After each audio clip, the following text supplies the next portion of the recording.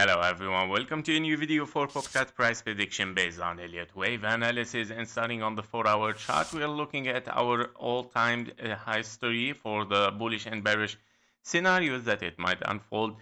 And of course, we are looking at an ABC towards the upside. Your wave A is an impulse, wave B 3 waves, 1, 2, 3, 4, 5 for a wave C, finishing a wave A in the blue count.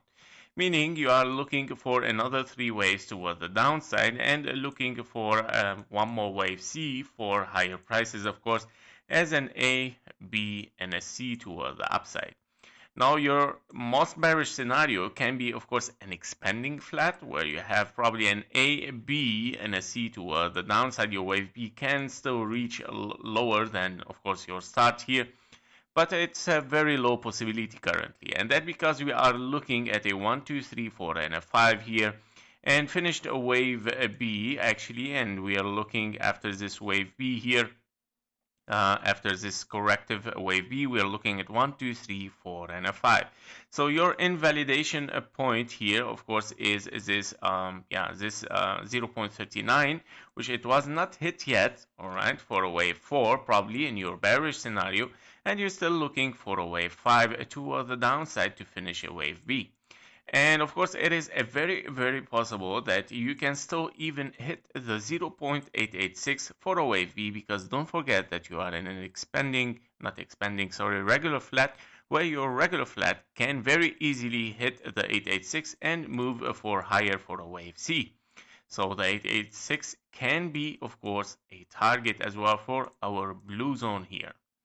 Now let's move a little bit inside this wave and to see what are the possibilities, of course, for higher prices. Now our bullish scenario is that we have probably finished a wave C here, and we finished that wave B here as well.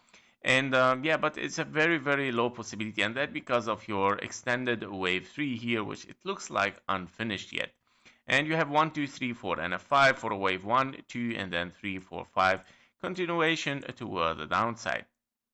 So yeah, very possible that we are still looking, of course, for one more wave toward the downside. Now, how are we gonna read this? Therefore, of course, it's gonna transform to a W, X, and a Y. Yeah? Your W is here very clear price action, where we can see this wick here. Yeah, this move toward the upside.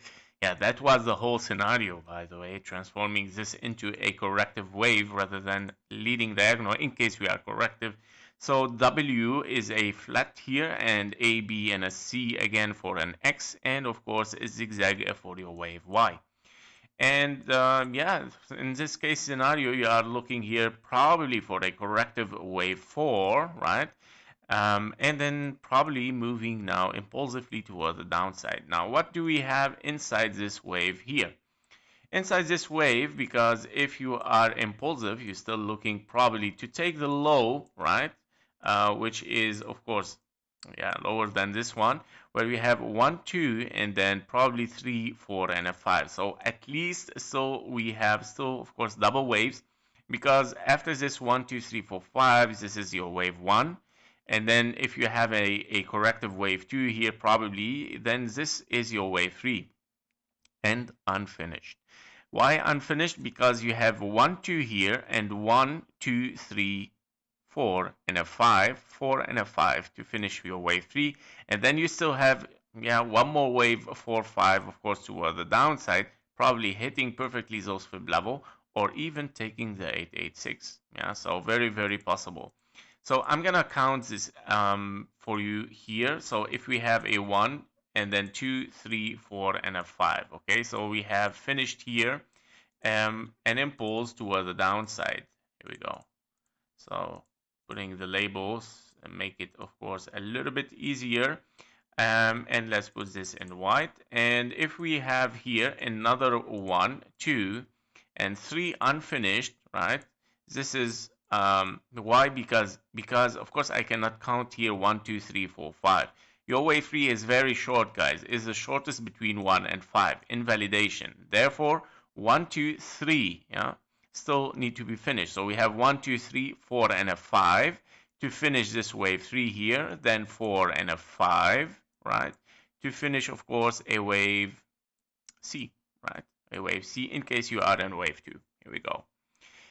This is a bullish. This is a bullish scenario. Your bearish scenario is a bigger 1, 2, or 1, 2, and then 3, 4, and a 5.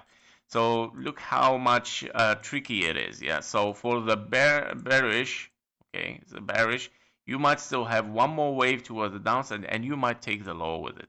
Yeah, somehow like this. Okay. So this is the difference. And this is a crossroad as well between bullish and bearish. So we are very, very close, of course.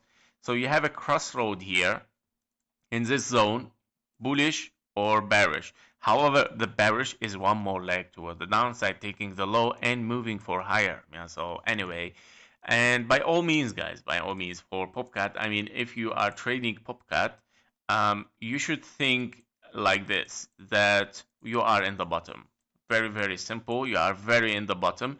Whether you have a little bit small waves toward the downside or taking the low, it's gonna move for higher, yeah, soon or later.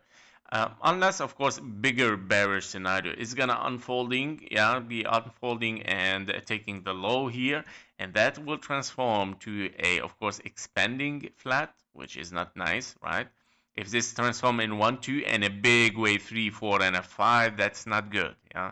That will be not good. So we still want to see just A, B, and a C, and you want to finish this wave C as required here, yeah, with a little bit more side downs without taking the low here, yeah, without taking this low. So basically, Popcat should be much more bullish, of course. Higher possibility is for the bullish. Whatever we get lower prices, it still can be very, very bullish from this price action. That was it for Popcat. Thank you for watching. Thank you for your likes and comments. See you in the next one. Bye bye.